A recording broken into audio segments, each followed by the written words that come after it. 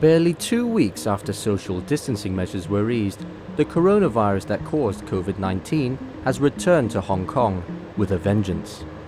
The city is now battling its third wave of COVID-19 cases. 173 new infections were recorded between July 5th and 11th, of which 107 were locally transmitted. 1 week earlier, there were just 61 new infections. All of the cases were imported from abroad or people who had close contacts with those who had COVID-19. On July 12th, another 38 confirmed cases were reported. Public health experts call the latest wave the most severe yet in the city. Dr. David Hui of the Chinese University of Hong Kong is among the experts warning about the risks this outbreak poses to the public health system. The most important thing now is to suppress the situation. If we can control the outbreak, then I think our system can still survive. We have a total of 1,400 beds with negative pressure, double door, very safe for the patient and the staff.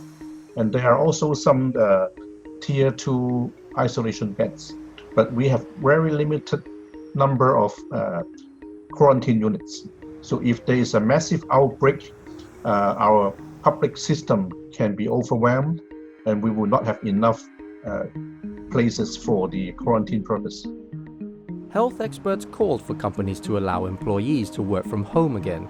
They also warned people to be careful about visiting high-risk places, such as restaurants and entertainment venues. Apart from tightening border restrictions, the government postponed Hong Kong's annual book fair just 2 days before the exhibition was to open. Chief Executive Carrie Lam also announced new measures on July 13th to limit the spread of the virus, which include a ban on dining in at restaurants from 6 p.m. until 5 a.m. and mandatory mask wearing on public transport. The limit on public gatherings will also be cut from 50 people to just 4. Top Hong Kong University microbiologist Professor Yuen Kwok Yung said the latest wave occurred because the public lost interest in following measures to fight the virus as the pandemic dragged on more than 6 months. But Hong Kongers can beat it again, he said, if the community can regain the spirit of prevention seen at earlier stages of the pandemic. The local Centre for Health Protection cautions that COVID-19 might not go away, and people may have to learn to live with it. Centre officials said Hong Kong residents should be prepared for small local outbreaks to occur from time to time.